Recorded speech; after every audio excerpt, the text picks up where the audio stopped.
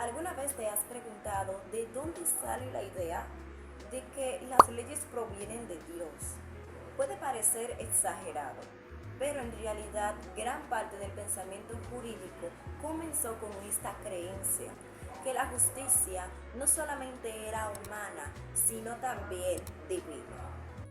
Esto es Fe, Café y Derecho, un espacio donde puedes venir a tomarte tu cafecito o tu taza de café junto a nosotros mientras hablamos sobre el derecho en su parte humana y divina. Hoy vamos directo al Levante Mediterráneo, un lugar donde fue totalmente especial y que hoy en día se toma en cuenta por lo que dejó el Torán. Hoy vamos a hablar sobre eso precisamente. El Levante Mediterráneo era una región del Oriente Antiguo que abarcaba territorios como Fenicia, Canaán, Siria y parte de Palestina. Se encontraba al este del mar Mediterráneo, una posición estratégica que la convirtió en un puente entre África, Asia y Europa. En esta zona, hacia los años 3000 hasta el 500 a.C., surgieron pueblos con culturas muy distintas, pero unidas por algo en común: su profunda vida espiritual.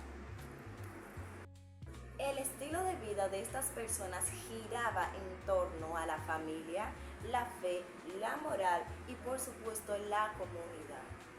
Las ciudades eran pequeñas, estaban organizadas de esta forma, donde normalmente en el centro estaba el templo o el santuario, donde la creencia no solamente servía para la oración, sino que también era totalmente un enfoque preciso para la economía, la sociedad y por supuesto la política en aquel tiempo. En otras palabras, vivir conforme a la voluntad divina era la base precisa del orden social. El bien o el mal no lo decidía el hombre, lo decidía Dios. O también en su tiempo habían unos cuantos dioses más. Entonces podemos decir Dios y los dioses.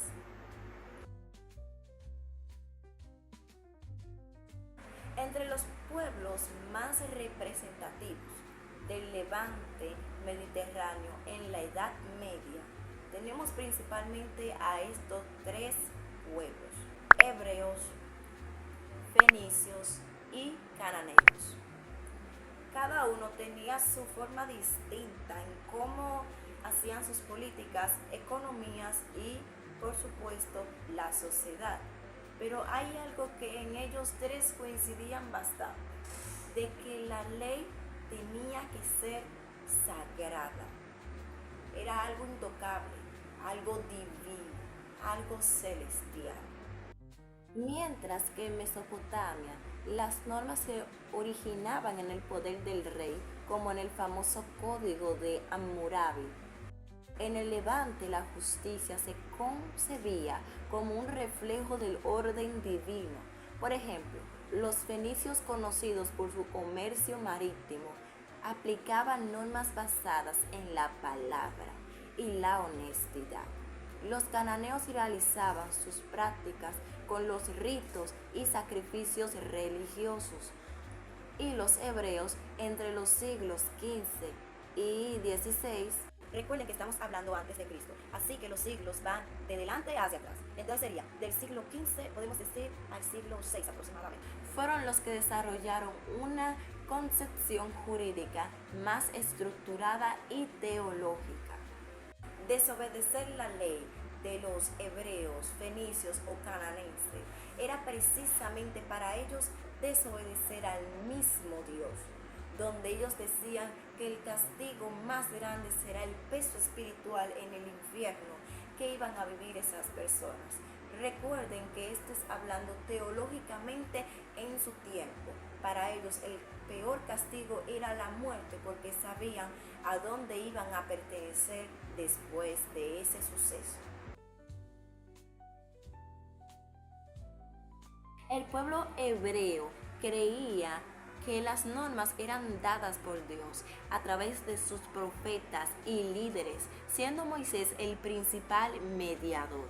La Torá, compuesta por los 5 primeros libros del Antiguo Testamento, reunía mandamientos, principios morales, normas de convivencia, y su núcleo precisamente eran los 10, sigue siendo los 10 mandamientos entregados en el monte Sinaí.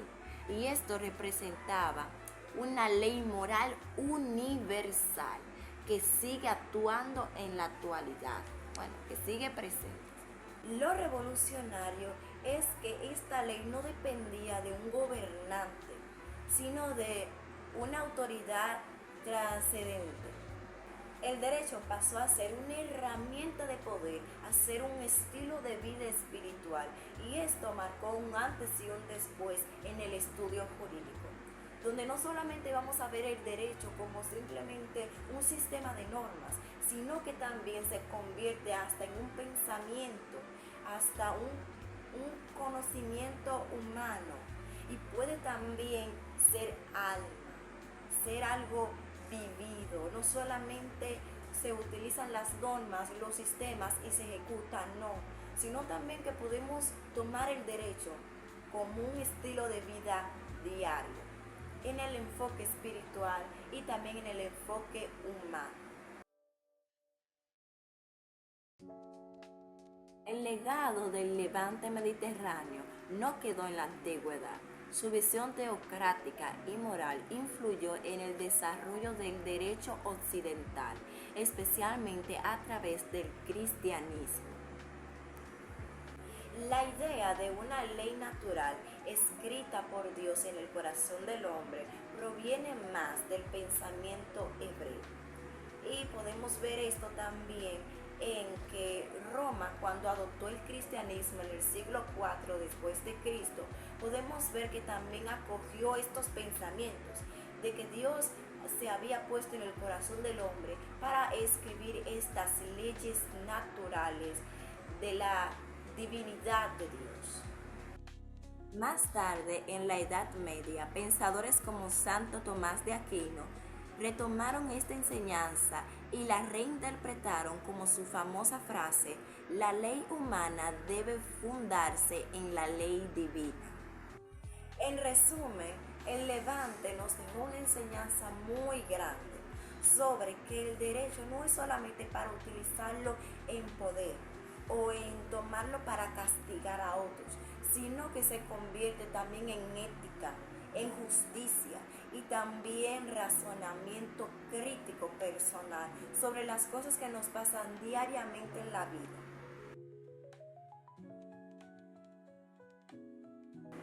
Desde esos últimos siglos antes de Cristo podemos ver cómo el derecho fue caminando por lo eterno, no solamente por lo terrenal.